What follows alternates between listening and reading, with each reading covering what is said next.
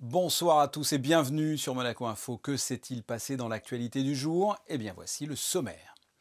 Le prince Albert II est allé à bord de la Pipistrelle. C'est un avion 100% électrique certifié par l'Agence de la sécurité aérienne de l'Union européenne.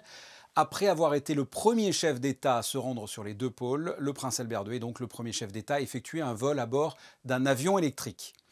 Nous recevrons le directeur général de Monaco Télécom pour nous faire le point sur les avancées de la nouvelle fibre. Nous en profiterons pour lui parler du télétravail au sein de son entreprise après cette rentrée de septembre. Il a franchi la ligne d'arrivée en premier lors du dernier Vendée Globe. Il finira au final deuxième, un de ses concurrents bénéficiant d'un bonus de temps. Le navigateur Charlie Dalin sera avec nous. Nous parlerons de la navigation en septembre alors que se préparent les prochains grands rendez-vous comme la Transat Jacques Vabre. Nous reviendrons bien sûr avec lui sur son incroyable aventure en solitaire.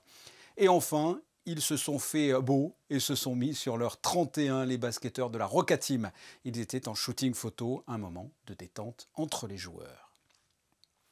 C'est une première, ce matin, un chef d'État a effectué un vol à bord d'un avion 100% électrique. Le prince Albert II était accompagné de l'éco-explorateur Raphaël Donjon. Comment fonctionne ce biplace vert, nommé Pipistrelle, et quels sont les enjeux d'un tel vol? Les réponses avec Alexandra Pagny et Serge Prémont. Il pèse tout juste 600 kg avec ses passagers pour une autonomie de 50 minutes. Produit depuis un peu plus d'un an, le Pipistrelle est le premier avion 100% électrique certifié par l'Agence de la sécurité aérienne de l'Union européenne. 2 batteries alimentent l'appareil durant le vol, un vol extrêmement silencieux qui contraste avec ses voisins sur le tarmac de l'aéroport Nice-Côte d'Azur. Si vous voulez voler un avion électrique, il faut être le plus léger possible, le plus efficace possible. Et c'est pour ça que voilà, on peut faire un vol avec un avion comme celui-là, quand même à des vitesses intéressantes, de l'ordre de 80 nœuds, donc 150 km/h. Tout ça en économisant beaucoup d'énergie. Donc un avion qui est extrêmement efficace du point de vue énergétique.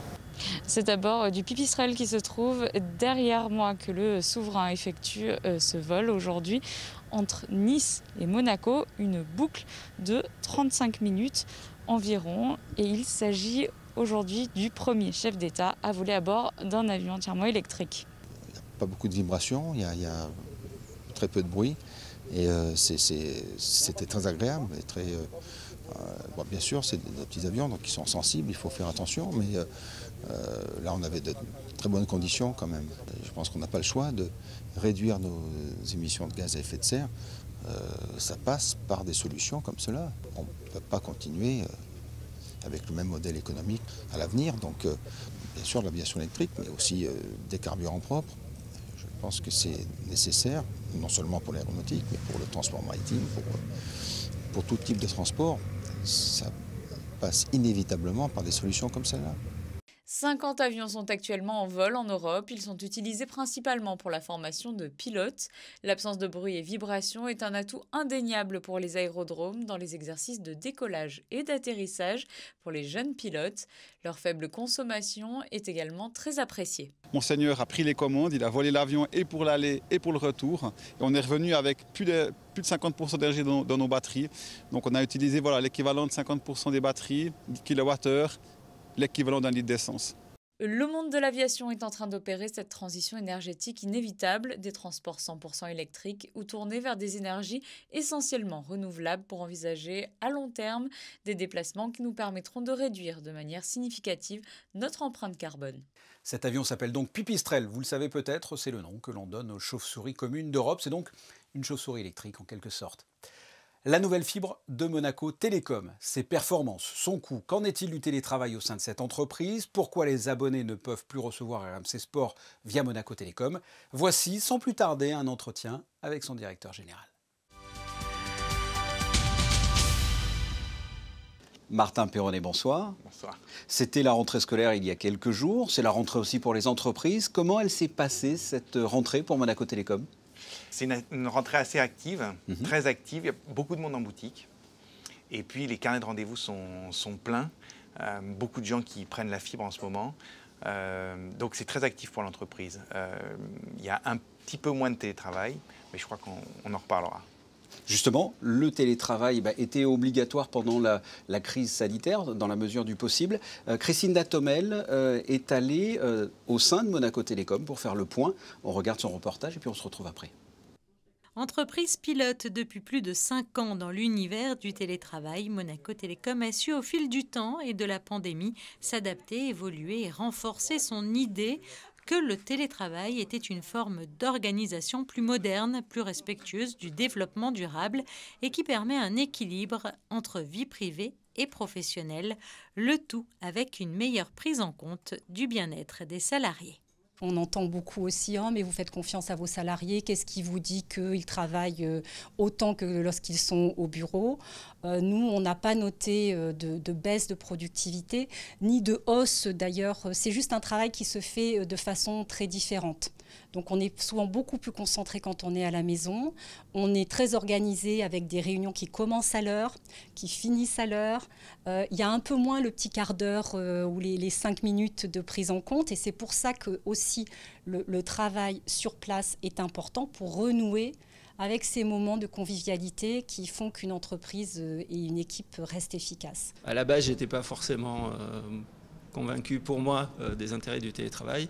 Et le fait d'avoir été finalement forcé par le Covid à travailler à domicile, finalement, j'ai vu qu'il y avait quand même de sérieux avantages. Après, il y a besoin quand même d'échanges avec les collègues. Et moi, 100% télétravail, je pourrais pas faire. Sur une population de 220 personnes, hormis le service commercial et technique, 115 salariés à ce jour sont en télétravail chez Monaco Télécom. Une façon différente de travailler mais qui présente de nombreux avantages dans tous les domaines, comme par exemple le fait de réduire le temps de trajet pour se rendre de son domicile à son lieu de travail. Martin Perronnet, c'était le télétravail donc au sein de Monaco Télécom. On peut dire que Monaco Télécom contribue aussi au télétravail dans les autres entreprises, ne serait-ce que par maintenant la fibre ou avec d'autres technologies? Oui, les entreprises et puis je dirais les particuliers beaucoup. Je pense que chacun prend conscience, et le télétravail aide beaucoup à ça, du fait que d'avoir une bonne connexion chez soi, partout chez soi, c'est important et ça ne se fait pas tout seul. Ce n'est pas simplement avoir une box, c'est aussi avoir pensé son intérieur pour que le Wi-Fi soit bien disponible partout, etc. Où en est-on de la nouvelle fibre et de son raccordement? Alors d'abord, on arrive à près de 10% des résidents à Monaco qui sont passés à la fibre. Donc qui ont pris l'abonnement. Qui ont pris l'abonnement. Donc ça veut dire que qui ont pris l'abonnement et qui sont installés et qui surfent et qui regardent la télé sur cette nouvelle installation. Donc ça, c'est important, c'est significatif. Elle est vraiment révolutionnaire, cette nouvelle fibre, ou pas tant que ça? Alors la fibre, c'est la fibre. Maintenant, c'est sûr que la box qu'on propose aujourd'hui, c'est peut-être une des dernières boxes qui a été conçue dans le monde. Donc c'est aujourd'hui ce qui se fait de plus performant parce qu'elle est vraiment capable de passer du 10 gigas et tout notre réseau est calibré pour ça. Et puis parce qu'elle fonctionne, elle a ce qu'on appelle le Wi-Fi 6 qui est la meilleure norme, la nouvelle norme, la meilleure norme de Wi-Fi qui existe, qui permet de passer des très gros débits. Et en même temps, elle est ce qu'on appelle Wi-Fi Mesh. Donc elle permet d'avoir ces fameux smart Wi-Fi, donc de créer un réseau Wi-Fi cohérent dans tout l'appartement. Ça, c'est vraiment nouveau. Et ça, c'est vraiment important. Et ça change la vie. Tous les résidents, tous les monégasques sont éligibles à cette nouvelle fibre ou pas? Comment peuvent-ils savoir s'ils le sont? Il suffit d'aller sur Monaco Télécom, taper le nom de son immeuble, et on sait que si c'est éligible, donc plus de 3/4 des logements sont éligibles. À la fin de l'année, on serait normalement à 85% des logements qui seront éligibles. Et à partir de l'année prochaine, n'importe qui voudra la fibre pourra venir la demander. Si jamais la fibre n'est pas encore installée dans l'immeuble, ça prendra un peu plus de temps. Mais si on a l'accord du syndic, il aura la fibre. Un mot sur les abonnements. Qu'est-ce que ça change? Qu'est-ce que ça coûte? Alors, vous savez qu'il y a un tarif spécifique pour les monégasques et les enfants du pays, qui est avantageux. Sinon, les abonnements vont de 100 mégabits pour un abonnement de base jusqu'à 10 gigas avec plusieurs Apple TV, plusieurs Smart Wi-Fi, etc. Donc, en fait, il y a une gamme qui permet à chacun de s'y retrouver. Alors, un autre sujet, il y a quelques semaines, on annonçait qu'il n'était plus possible de regarder RMC Sport via Monaco Télécom. Où en est-on? Comment ça se fait? Est-ce que c'est définitif? Il y a quelques chaînes qui, aujourd'hui, veulent se passer de plus en plus des opérateurs. C'est leur choix. D'accord ? En France, à part SFR, qui est la même société qu'RMC Sport, hein. Les autres opérateurs n'ont pas RMC Sport. On va dire que c'est de la même chose que pour Amazon Prime. Amazon Prime est une application, donc les gens qui veulent regarder la Ligue 1 aujourd'hui, grâce à l'Apple TV par exemple, peuvent télécharger l'application Amazon Prime. Et ce sera pareil pour RMC Sport à Monaco. Si vous voulez regarder également la Ligue Europa, par exemple, dans la même Apple TV que vous avez avec Monaco Télécom TV, avec Amazon Prime, etc., vous téléchargerez RMC Sport, qui est l'application de l'éditeur, et vous vous abonnerez pour exactement le même prix que le prix que nous, on pratiquait auparavant, mais avec des fonctionnalités supplémentaires qui n'étaient pas accessibles pour les opérateurs, comme le replay, etc. Et le fait de pouvoir le voir sur son smartphone, tout ça n'était plus accessible pour les opérateurs. Par contre, c'est accessible sur l'application de l'éditeur. Alors j'ai lu que pour la deuxième fois, le deuxième mois consécutif, vous vous situez en haut du classement Speed Test. Alors qu'est-ce que ce classement et qu'est-ce que ça signifie pour vous ? C'est un classement qui mesure la vitesse de la connexion de chacun des abonnés dans le monde entier, qui fait la démarche de vouloir tester la rapidité de sa connexion. C'est un test que nous, on fait systématiquement quand on installe une box. On vérifie que le débit qu'on propose est bien le débit qui a été souscrit par le client, et on le fait sur ce genre d'application. Et donc pour nous, évidemment, c'est significatif. Ça mesure quand même les progrès de la connectivité à Monaco, ça mesure peut-être l'évolution de la qualité de ce qu'on propose. Et puis ça mesure aussi l'engouement des gens pour la fibre, hein, la rapidité de ce déploiement. Et j'ai envie de dire, pour moi, je pense que c'est qu'un début. C'est qu'un début. Martin Perronnet, merci.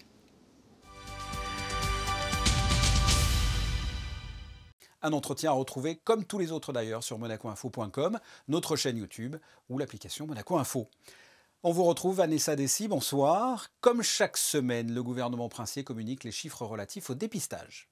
Bonsoir Fabien, bonsoir à tous. Oui, le nombre de tests réalisés sur des patients résidents et non résidents entre le 6 septembre et le 12 septembre est de 4 280 tests PCR et antigéniques pour un taux de positivité de 1,85%.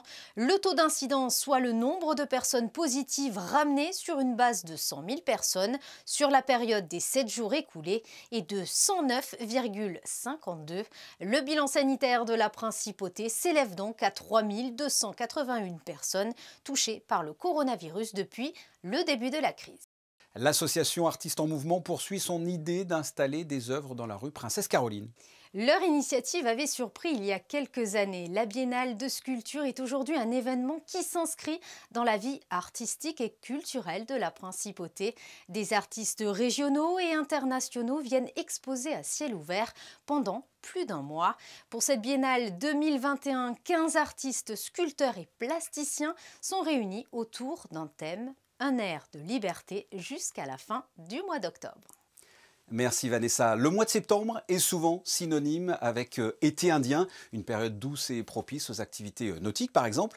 Nous sommes avec un grand navigateur, avec déjà un beau palmarès derrière lui et un bel avenir devant lui. Charlie Dalin, bonsoir. Bonsoir. La semaine de la voile se déroulait début septembre à Kiel, en Allemagne. Nous y étions avec le prince Albert II. À Monaco, au même moment, se déroulait la Monaco Classic Week. Aujourd'hui, juste après cet entretien, vous partez au défi Azimut. On va en parler. Le mois de septembre est une période intéressante pour la voile, j'ai l'impression, avec peut-être moins de vacanciers sur le plan d'eau. Que représente cette période pour vous ? Ouais, c'est sûr qu'il y a un petit peu moins de vacanciers sur l'eau en ce moment. Septembre, oui, c'est un peu l'été indien. Malheureusement, souvent, l'été indien synonyme de peu de vent. Et nous, on a besoin de vent pour s'entraîner, besoin de beaucoup de vent même. L'objectif de la saison approche à grands pas, hein. C'est la Transat Jacques Vabre qui partira du Havre le 7 novembre. On a besoin de naviguer dans du vent fort pour fiabiliser les bateaux. Donc là, en ce moment, c'est un petit peu difficile d'en trouver. Mais bon, on ne va pas se plaindre non plus. Qu'est-ce qui vous plaît dans ce sport ? Pourquoi est-ce que vous avez voulu consacrer votre vie à la navigation ? Le côté déjà dépassement de soi, faire face à un environnement qu'on ne maîtrise pas. Et aussi, j'aime beaucoup le côté technologique, hein, de ces bateaux. Là, mon bateau Apivia, et c'est un bateau de dernière génération en carbone avec des foils, ces fameuses ailes sous-marines qui permettent de faire décoller le bateau et d'aller encore plus vite. Donc, il y a ce côté progrès technologique et ce côté aussi avancer, progresser avec des éléments, des forces naturelles comme le vent et les courants et les vagues. Oui, ils sont de véritables F1 de la mer. Le danger on y pense, parce qu'il y a un réel danger quand on fait des tours du monde comme ça. Vous le prenez en compte?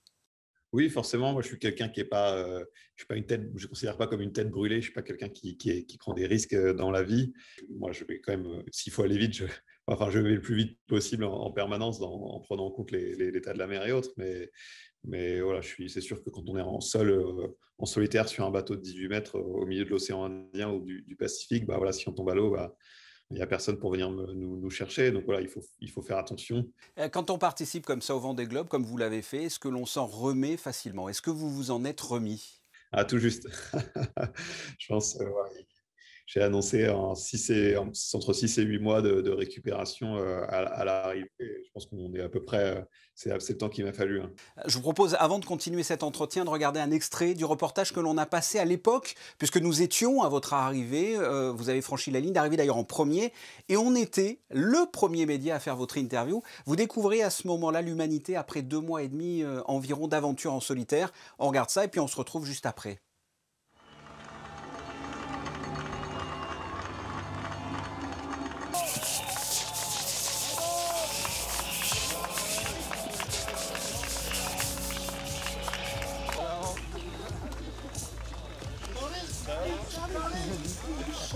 Charlie, comment est-ce que vous abordez, cette première arrivée? Comment vous vivez ça? Je découvre, beaucoup de plaisir. Vraiment aucune transition, zéro transition entre seul au monde sur mon bateau tout seul pendant 80 jours. Et voilà, se retrouver sur la terre avec autant de monde, ouais, c'est vrai que c'est particulier. Ouais. Comment l'avez-vous vécu cette arrivée, on vient de le voir, après avoir navigué plusieurs mois comme ça, sans voir personne? Bah, c'est quelque chose de fort, hein. Vraiment, il y a aucune transition dans la transition. Justement, je suis passé de seul sur mon bateau. Au final, je me suis retrouvé entouré de bateaux spectateurs, après sollicité à terre par les médias. Les interviews, les photos, les vidéos. Et ouais, il y a une euphorie hein, quelque part. On est emporté par une espèce d'énergie. Qu'est-ce que vous gardez en tête? Le fait d'avoir franchi la ligne d'arrivée en premier ou d'être deuxième du Vendée Globe? Puisqu'il y a eu un bonus de temps pour Yannick Bestaven qui remportera finalement l'épreuve. Votre verre, il est maintenant à moitié plein ou à moitié vide? Alors, ce que je regarde maintenant, c'est surtout l'avenir, de montrer de quoi je suis capable. Mais voilà, maintenant, c'est du passé. Maintenant, je suis vraiment tourné vers les objectifs qui arrivent. Donc, défi Azimut cette semaine et plus important encore, Transat Jacques Vabre en novembre. Alors justement, votre actualité dans les médias, le défi Azimut, dès demain, quelle est cette aventure? En fait, c'est une course qui se passe en 3 phases. Donc, il y a des phases, on appelle ça des runs. Donc, c'est vraiment il y a 2 bouées qui sont mouillées dans la baie devant l'Orient et sur une distance de 2 km environ. Et voilà, on passe lancé et ouais, il faut être le plus rapide sur ce tout petit tronçon. Donc ça, c'est un peu la partie spectacle. Après, il y a une partie un peu plus sportive de 48 heures. Je vais partir avec mon co-skipper de la Transat Jacques Vabre, qui est Paul Meillat. Et une dernière phase qui est un tour de groix. Donc, de nouveau, on va se retrouver avec des invités à bord pour faire un petit tour de cette île de Groix. Donc, voilà, un mix entre 100% sportif et aussi navigation avec des invités à bord et devant le public. Écoutez, Charlie Dalin, on vous souhaite plein de belles choses. Merci d'avoir répondu à mes questions. Merci à vous. On vous retrouve Vanessa Dessy pour la suite de l'actualité en bref. La 17e édition d'Ever Monaco est programmée au mois d'avril 2022. Du 27 au 29 avril 2022, Ever Monaco se déroulera à l'espace Fontvieille avec le soutien de la Fondation Prince Albert II. Depuis 2006, Ever, c'est une exposition, un lieu d'échange et un centre d'essai concentré sur la mobilité durable et les énergies renouvelables. Né en 2006 à l'initiative de MC2D, une association monégasque dédiée au développement durable, c'est la plus ancienne manifestation sur ces thématiques en Principauté. La 26e journée européenne du patrimoine se prépare en Principauté. Elle aura lieu le dimanche 26 septembre et cette année, l'événement est placé sous le thème « Les femmes et le patrimoine ». Afin de mieux souligner les contributions de ces artistes, intellectuelles et créatrices du passé, cette journée marque également le lancement de la première journée du matrimoine en Principauté. Anecdotes historiques, activités originales et lieux méconnus seront au programme de cette journée un peu particulière. Vous pouvez retrouver toutes les informations détaillées à l'adresse l'adresse qui s'inscrit en bas de votre écran. Une information pratique pour finir, depuis la rentrée, les trains et les quais sont bondés à cause de travaux d'envergure. Oui, de lourds travaux nécessitant la neutralisation d'une voie ferroviaire entre les gares de Niceville et Aix-sur-Mer se dérouleront jusqu'au 2 avril. De ce fait, 5 trains ont été rajoutés le soir dans le sens Monaco-Nice. Désormais, la capacité est de 1000 places assises contre la moitié auparavant. Passons au sport et au basket. À 2 semaines du premier match officiel de la saison, les joueurs et le staff de l'AS Monaco ont participé ce matin au traditionnel shooting photo d'avant-saison. Frédéric Elion et Jean-Alexandre Dordet y étaient. Après 2 matchs amicaux en Turquie et avant de prendre la direction de l'Allemagne, la Roca Team est de retour quelques jours en principauté. Ce matin, les joueurs et le staff ont participé au traditionnel shooting photo et vidéo d'avant-saison au Stade Louis II. Une dizaine de minutes par personne, devant l'objectif, en mode mannequin pour le shooting officiel de l'Euroleague, puis pour les besoins du club. À l'occasion de découvrir les nouveaux maillots de la saison à venir et surtout de bien se chambrer. Jerry, ça donne quoi Armel en tant qu'acteur? C'est terrible dans la gestuelle en fait. Ça n'a rien à voir. Là, il fait un lay-up, je sais pas, on dirait. Tu vas où en fait? Tu vas faire des courses? Toi, en 3 ans à l'INSEP, ils ont eu le temps, tu vois, de s'accommoder au Media Day et tout ça. Mais... on leur dit pas de travailler ça, je crois. Armel, viens, il faut que tu te défendes parce que je crois qu'il y a Jerry qui a émis des doutes sur tes talents d'acteur sur ce photoshoot. Qu'est-ce que tu as à lui répondre? Lui, il est habitué. Il aime trop faire des trucs comme ça, de ça. Vous savez, il a fait ses contours de ça, il est prêt. Il est prêt, vous allez le voir en neuf là, vous allez voir en neuf. Donc voilà. Commence, on t'attend. Franchement, l'entente dans l'équipe, elle est super. On commence à fonder un vrai groupe, donc c'est cool. Maintenant, il faut montrer sur le terrain aussi. Voyez, regardez, faut filmer. Regardez, là, il commence à vouloir attacher ses cheveux, tout ça, en mode beau gosse. Si certains prennent du plaisir dans l'exercice, d'autres sont un peu moins à l'aise, mais font quand même le boulot. I hate taking pictures though, honestly, but when it comes to the fans and showing love, I do anything for it. Outside of basketball, yeah, I'm a clown sometimes. I've been told a couple times, so I'm just a fun guy. You know, you're just gonna be hard to find me mad at any time, to be honest. La dernière recrue du club, l'intérieur Will Thomas, arrivé en provenance du Zénith Saint-Pétersbourg, était présent pour ce shooting. Et sachez que la Roca Team partira en Allemagne jeudi pour une série de matchs amicaux contre Oldenburg et Hambourg. Passons, pour terminer, à la météo, Vanessa. Peu de changements est à prévoir ce mercredi, une journée assez couverte, mais les températures resteront au-dessus des normales de saison, entre 20 et 26 degrés. Le soleil se lèvera à 7h07 et se couchera à 19h43 et nous fêterons les Rolands. Bonne fête à tous les Rolands, et il y en a un qui nous regarde et qui se reconnaîtra. Merci Vanessa Dessy, à demain. Mais avant cela, les photos du jour, elles sont signées Stéphane Dana et Michael Alési, à l'occasion d'un tournoi de paddle derrière le casino côté mer. Et ça fera l'objet d'un reportage dans notre édition de demain, que j'aurai le plaisir de présenter. Merci pour votre fidélité, à très bientôt.